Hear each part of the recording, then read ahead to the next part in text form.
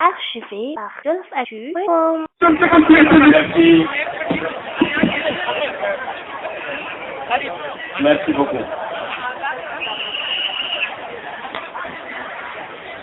Monsieur le ministre d'État Mbaye Ndiaye, directeur des structures de l'APR, mesdames et messieurs les ministres,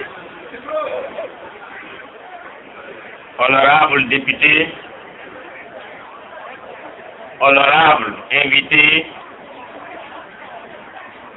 population du Sénégal et Sénégalais de la diaspora qui nous suivent en ce moment à travers Internet, population de Louga et cadre politique du département de Louga, population de Kébémer et cadre politique de Kébémer, population de Linguère, dans sa diversité ethnique et culturelle, si ce n'était pour la postérité, j'aurais pu ne pas faire le discours. Je pense que ce que nous avons devant nous et ce que nous vivons depuis hier est assez édifiant. Au lendemain des locales de 2009, je me suis retrouvé pour mon baptême de feu en tant que candidat à la mairie de Linguère avec 2768 voix. Et je vous avais dit à l'époque que c'était pour moi 2768 raisons de continuer le combat pour la renaissance du Jolof. Les résultats que le Jolof nous avait donnés dans la commune de Linguère avec la coalition Benno Siggil Sénégal. Le doyen Ibolo en parlait tout à l'heure. Nous étions les premiers au Sénégal à dresser une liste de Benno Siggil Sénégal sans qu'il y ait de tiraillement. Et je suis sûr qu'en 2014, nous réussirons également le même pari, malgré tout le bruit qui se passe.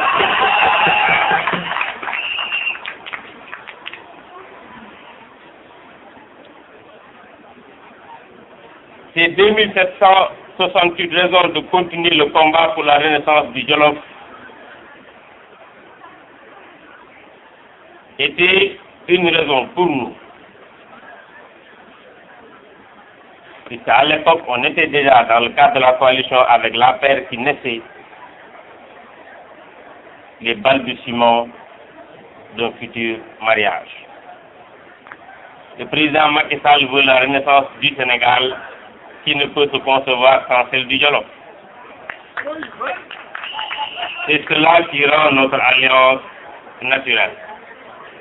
Tout acte de renaissance du Sénégal doit partir du Jolof parce que l'histoire du Sénégal a pendant très longtemps été l'histoire du Grand Jolof.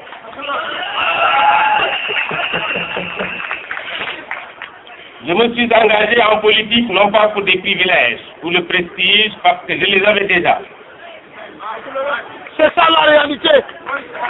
Mais pour que le Grand Jolof ne soit plus simplement un cours d'histoire mais une réalité économique. Pendant très longtemps, l'histoire du Sénégal a été en grande partie celle du Grand Jolof. Nous ne voulons plus que le Jolof soit simplement un sujet pour les historiens. Nous voulons que le Jolof renaisse. Cette renaissance est enfouie au fond de la poitrine de chaque Jolof, quelle que soit son ethnie ou son parti. C'est cette flamme que nous voulions rallumer. C'est pourquoi notre appel s'adresse à tous les Jolof sans aucune considération. Si vous aimez le Jolof et si vous êtes prêts à travailler pour sa renaissance, vous êtes des nôtres. Yang Yang a eu sa place dans l'histoire. Je veux lui donner sa place dans l'économie en exploitant ses carrières et on en a suffisamment de cases pour mener à bien ses projets. Le Jolof regorge d'énormes potentialités non exploitées. Tous les week-ends, vous avez de gros camions qui viennent prendre des bœufs pour les acheminer à Dakar à partir de dans le Jolof. Cela veut dire qu'une des richesses qui est là, qui aurait pu amener la valeur ajoutée et créer des emplois pour le Jolof, n'a pas été correctement exploitée. Parce que normalement, avec ce que cela représente pour l'élevage, les abattoirs les plus grands du Sénégal devraient être actuellement au Jolof. On devait avoir des abattoirs modernes où, au lieu d'acheminer les bœufs qui resteront 3 à 4 jours sans manger correctement à Dakar, on aurait pu les abattre au Jolof, les conserver dans de bonnes conditions et créer des emplois. Un projet pareil est encore envisageable à Dar Jolof pour donner des emplois aux jeunes, comme le veut le président de la République. Un élément important comme richesse dans le Jolof, c'est le ranch de Doli, qui a une superficie pratiquement 2 fois la région de Thiès. Ce ranch, qui était bien sécurisé et constitué le lieu de repli des animaux de la zone sylvopastorale pendant la saison sèche. Aujourd'hui, si vous y allez, il n'y a ni grillage, ni clôture de sécurité. Toujours dans le domaine de l'élevage, nous importons beaucoup de lait. Au Jolof, pendant la saison des pluies, nous sommes excédentaires en production de lait. À la limite, on est tellement excédentaire que des productions de lait frais qui devaient être acheminées sont de reverse. Tout simplement, on a la possibilité ou de les consommer, ou de les vendre, voire à la limite de les jeter. C'est dire que nous avons un énorme potentiel sur l'élevage qui n'a encore pas été exploité. Nous avons, je le disais tantôt, les carrières de Yang, un potentiel important pour l'élevage et chacun d'entre nous a parlé du Tata d'Albouri qui a construit sur la base des calcaires qui aujourd'hui doivent être exploités parce qu'étant d'une très grande qualité, le palais de Bourgogne et antérieurement le Tata de Yang. Aujourd'hui, si quelqu'un veut construire une maison à Linière, un camion de béton nous revient entre 300 et 400 000 francs à cause du transport, alors que ce camion reviendrait à un Dakarois à 120 000 francs 50. Et la seule différence, c'est le transport, parce qu'il faut 300 km aller-retour. J'ai eu à poser beaucoup d'actes en tant que simple citoyen pour sortir le Jolof de décadence politique et économique en créant, avec des cadres du Jolof, dans le cadre d'un forum organisé en 1999, la mutuelle d'épargne et de crédit du Jolof.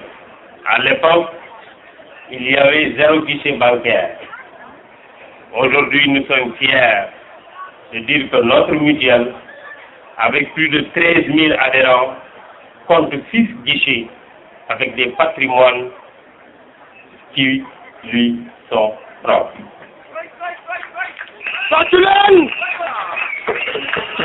Le président Macky Sall nous a trouvés dans le Yoon Yokkute.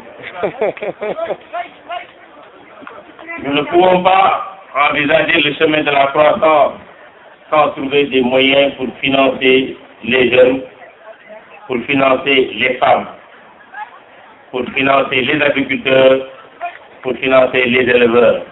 Et ce qui était la motivation de la création de la mutuelle d'épargne et de crédit. Le président nous a trouvés dans le Yoon Yokkute parce que nous ne pouvons pas créer de la richesse sans de la valeur ajoutée. C'est ce qui nous avait poussé en 2009 à monter une unité industrielle de transformation de céréales locales parce que je trouvais personnellement aberrant qu'on cultive du mil et que nous mangeons des céréales qui ont été transformées à partir de Dakar. On ne peut pas également parler de Yoon Yokkute sans valeur ajoutée. C'est ce qui nous a poussé en 2012 à penser qu'avec les amendes de nos acquis du désert, communément appelés soum, qu'on puisse non seulement faire de l'huile, mais également faire du savon, aujourd'hui que nous appelons fièrement Sable Jolof et qui est vendu tous les vendredis à l'hiver. Je me suis engagé en politique pour avoir un instrument pour accélérer la renaissance du Jolof. Et le meilleur des instruments, c'est la légitimité politique. Et nous ne pouvons pas avoir de légitimité politique sans nous engager politiquement. Mon objectif est de redonner au Jolof sa véritable place et son rôle dans l'ensemble national, c'est-à-dire combler le passé, le gap entre notre passé glorieux et notre présent scandaleux. À la veille de la présidentielle, j'ai rencontré tous les candidats. Mais il n'y avait que Macky Sall qui avait une vision et une ambition qui cadrait celle que j'avais pour le Jolof. Préalablement à notre rencontre, j'ai posé des actes importants.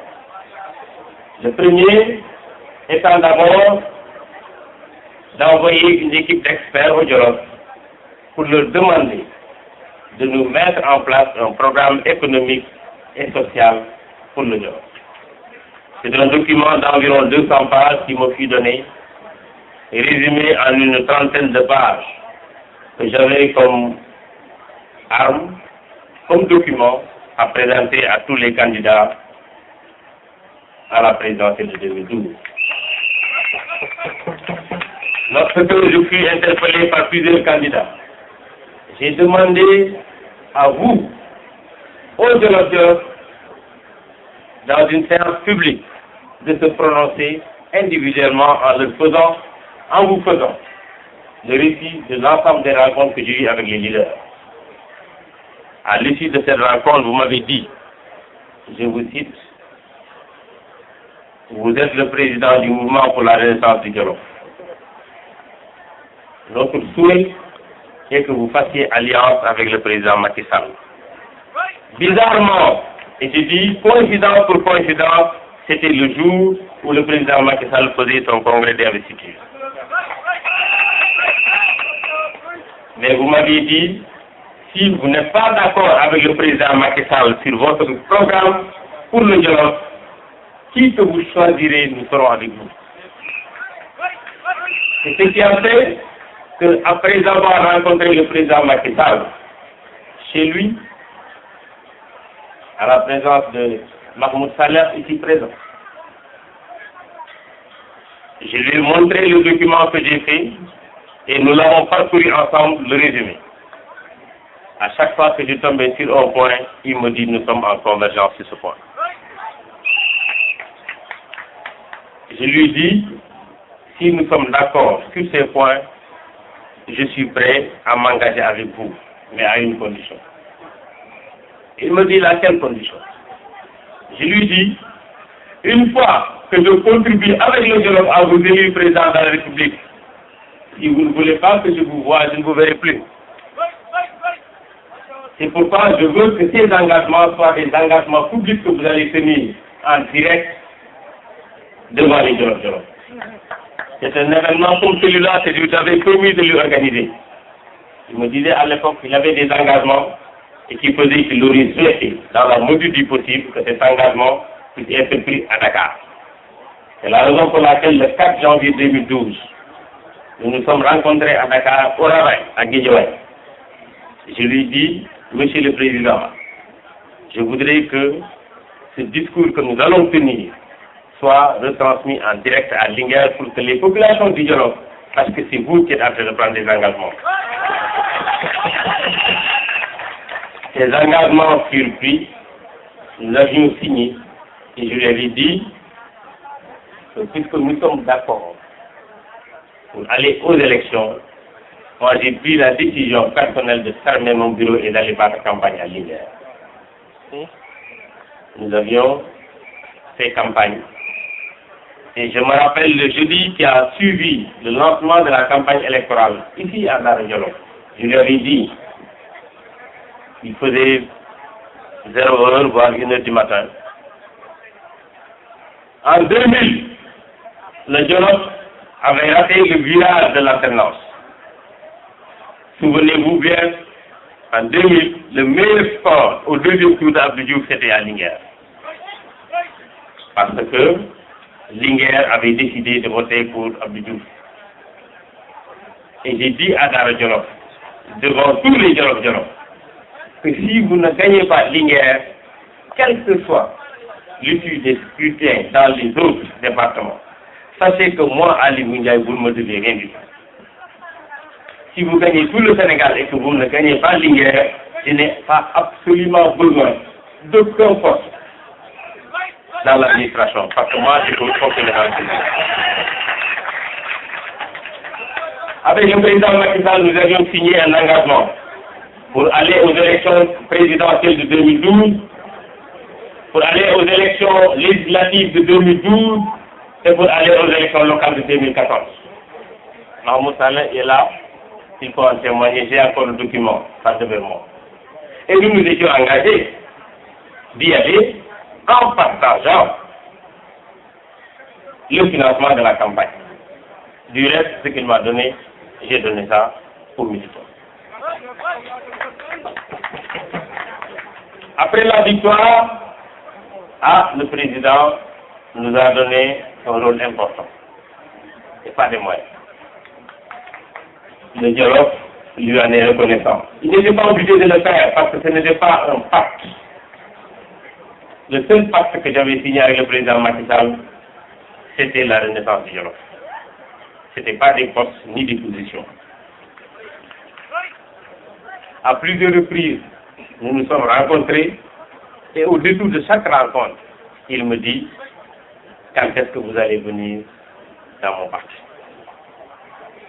J'ai également répondu poliment en lui disant que je donnerai la parole au Djolof.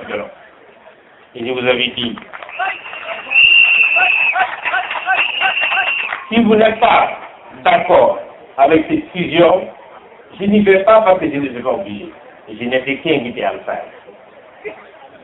À l'unanimité, pratiquement, vous avez dit, pratiquement dans toutes les collectivités locales, que nous sommes d'accord d'aller dans la fusion avec l'APR parce que fondamentalement, nous avons une convergence ici avec le président.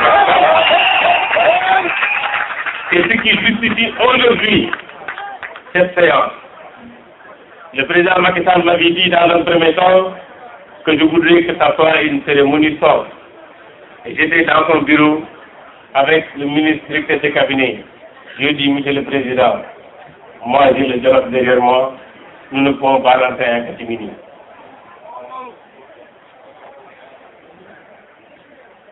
Il a essayé et on était même tombé d'accord sur une petite rencontre. Finalement, je dois vous dire que c'est mon ami Abdoulatif Coulibaly qui m'a inspiré. Parce que quand il a fait son meeting à Sokone, et que la télévision l'a montré, le lendemain, j'ai dit au président de la République avec qui j'avais rendez-vous, monsieur le président, je vous avais promis une rencontre ici avec les responsables du mouvement pour la renaissance du dialogue. J'ai décidé de renoncer à cet engagement. Parce que ce que j'ai vu, que l'État a fait, je pense que je peux faire plus au dialogue. Vous êtes là depuis hier. Nous avons quitté ici à 4 heures du matin. Nous sommes encore là. Je pense que vous êtes là depuis 14 heures. Certains d'entre vous depuis 15 heures. Et des gens ont quitté leur village à plus de 90 km de Linguère et doivent aller repasser la nuit chez eux. C'est un engagement qui est très fort et qui me va droit au cœur. Monsieur le ministre d'État Maïniaï, le Djolof est là. J'ai reçu leur accord avant de venir voir le président Macky Sall. Nous avons une seule exigence après avoir pris cette résolution. C'est l'exigence de l'exercice démocratique dans le parti.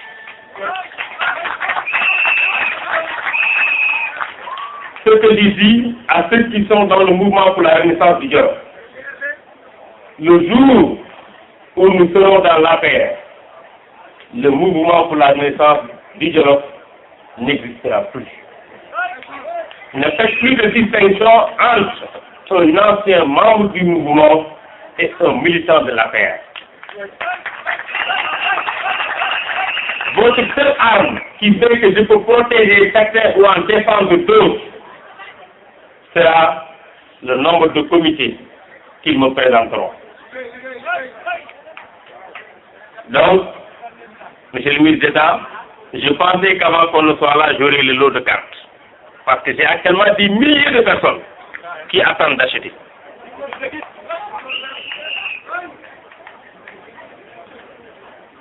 Nous achèterons les cartes, nous compétirons politiquement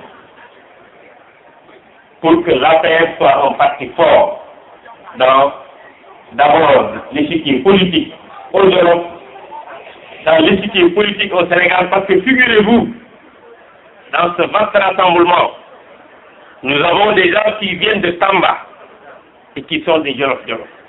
Nous avons des gens qui viennent de Mbour, qui viennent de Kaolack, qui viennent de Richard-Toll, qui viennent de Louga, qui viennent de Touba, qui viennent de Dakar, qui viennent de Ourossogui, même et de Richard-Toll. Même dans la diaspora, nous avons des membres du mouvement pour la renaissance du Jolof qui ont décidé avec nous d'aller dans la paix.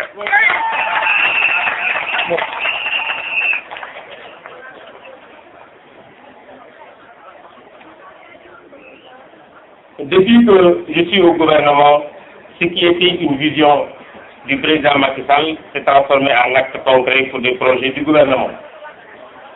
On parlera de l'électrification rurale, aujourd'hui, pour lequel nous avons l'ambitieux objectif de réaliser 50% d'ici 2017, partant de 25% en 2012. Les forages pastoraux, le président Macky Sall a décidé d'en faire pour la zone sylvopastorale à partir de 2013. Le président Macky Sall a décidé